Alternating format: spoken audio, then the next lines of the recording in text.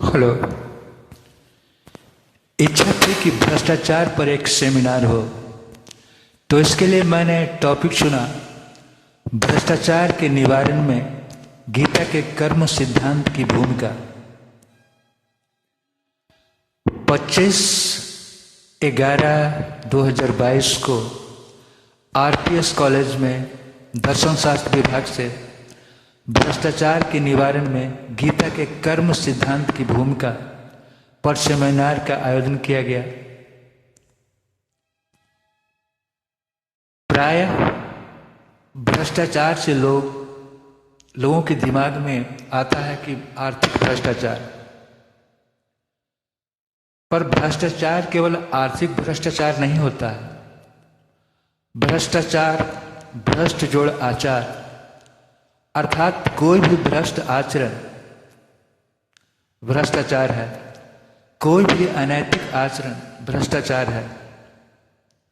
उदाहरण के लिए एक चिकित्सक को लेते हैं, वैसे चिकित्सक जो भ्रूण हत्या करते हैं।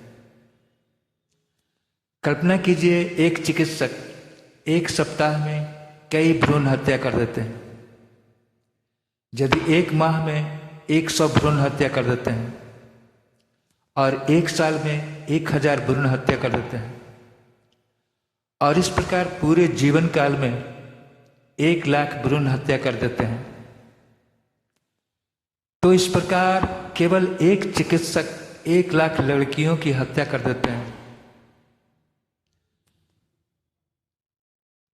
जबकि आज से कई वर्ष पहले जापान में एटम बम का प्रयोग किया गया था,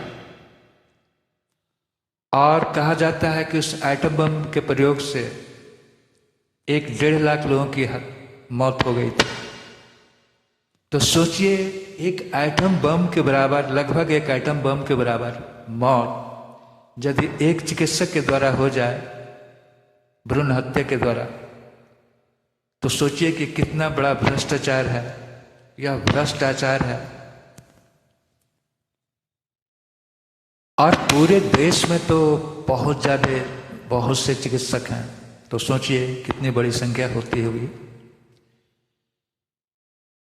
मतलब इस तरह के भ्रष्टाचार पर काबू पाना बहुत जरूरी है। अब आते हैं आर्थिक भ्रष्टाचार। आर्थिक भ्रष्टाचार को समझने के लिए चलते हैं किसान भाई के खलिहान में। किसान भाई के खलिहान में अनाज रखे हुए हैं। चूहा जमीन में बिल बनाकर उसमें अनाजों को छुपा देते हैं। कई चूहे ऐसा किए हुए हैं। अब जब किसान भाई को पता चलता है तो वह चूहे के बिल को बंद कर देते हैं। एक बिल बंद करते हैं तो चूहा दूसरा बिल खोद लेता है, दूसरे को बंद करते हैं तो तीसरा, तीसरे को बंद करते हैं तो चौथा। इस तरह से क्रम जारी है। इसे हम कह सकते हैं चूहा का आर्थिक भ्रष्टाचार का सिद्धांत। और आश्चर्य, इसी सिद्धांत पर आज लोग आर्थिक भ्रष्टाचार कर रहे हैं। उनके भ्रष्टाचार करने के तरीके पर रोक लगा दिया जाता है। मतलब एक छिद्र बंद किया जाता है, एक बिल बंद किया जाता है। तो ये भ्रष्टाचार करने के लिए चूहे की तरह दूसरा छिद्र खोल लेते हैं। मतलब आप एक छिद्र बंद करेंगे तो वो दूसरा खोल लेंगे, आर्थिक भ्रष्टाचार के लिए, चूहे की तरह। अब इस चूहे के आर्थिक भ्रष्टाचार सिद्धांत पर भी आजकल लोग आर्थिक भ्रष्टाचार कर रहे हैं। उदाहरण के लिए मान लीजिए मैं सरकारी सेवा में हूं, कोई बड़ा ऑफिसर हूं, और मुझसे लोगों को प्रायः काम रहता है,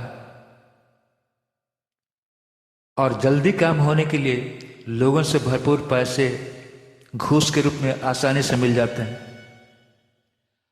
और इस तरह से कई करोड़ रुपया जमा हो जाता है।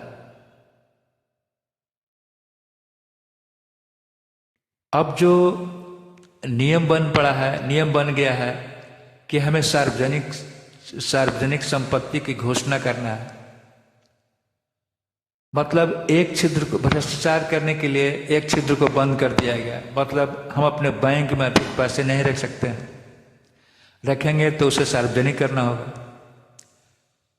तो एक भ्रष्टाचारी व्यक्ति क्या करेगा ऐसी अवस्था में? वो ऑफिसर क्या करेगा?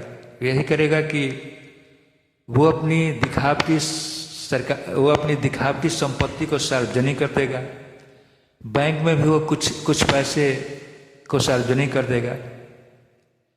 लेकिन वो ऑफिसर जो भ्रष्टाचार किया है वो क्या करेगा कि अपने ब्लैक मनी को, जो करोड़ों रुपये उसने जमा किया है, उसे छुपा लेगा। चाहे वो जैसे जहां तहां वो छुपा लेगा।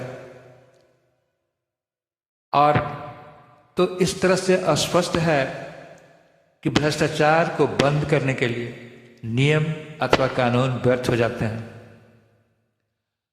मतलब इस तरह से भ्रष्टाचार को मिटाया नहीं जा सकता।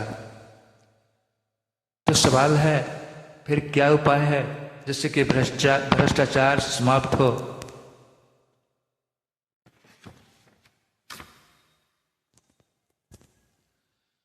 भ्रष्टाचार के चूहा सिद्धांत को समाप्त करने के लिए गीता के कर्म सिद्धांत की जरूरत है।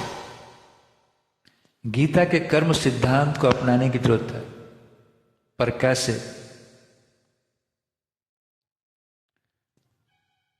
पहले गीता के कर्म सिद्धांत की हम चर्चा करें।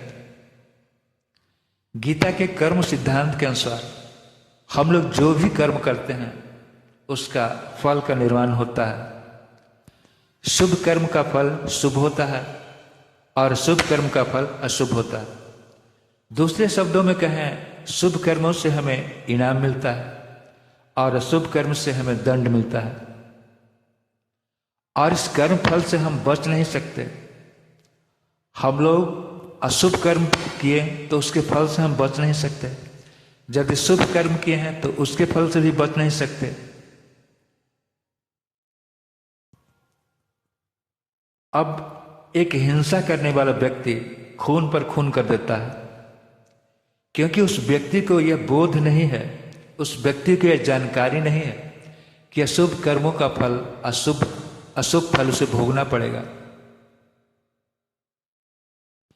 तो भ्रष्टाचार के निवारण में गीता का कर्म सिद्धांत बहुत बड़ी भूमिका का निर्वाह कर सकता है, बल्कि भ्रष्टाचार पर बहुत हद तक नियंत्रण कर सकता है। पर कैसे? यदि विद्यार्थियों की शिक्षा में यह गीता का कर्म सिद्धांत की पढ़ाई अनिवार्य कर दिया जाए तो भ्रष्टाचार का समाधान संभव है, क्योंकि यही बच्चे आगे बड़े होकर देश के नागरिक बनेंगे। किंतु कोई कानून से भ्रष्टाचार को मिटाना संभव नहीं है। विद्यार्थियों के अलावा जो बुजुर्ग लोग हैं उन्हें भी सेमिनार के जरिए अथवा अन्य माध्यम से, अन्य तरीके से लोगों में गीता के कर्म सिद्धांत की जानकारी देकर उनमें नैतिकता लाने की जरूरत है।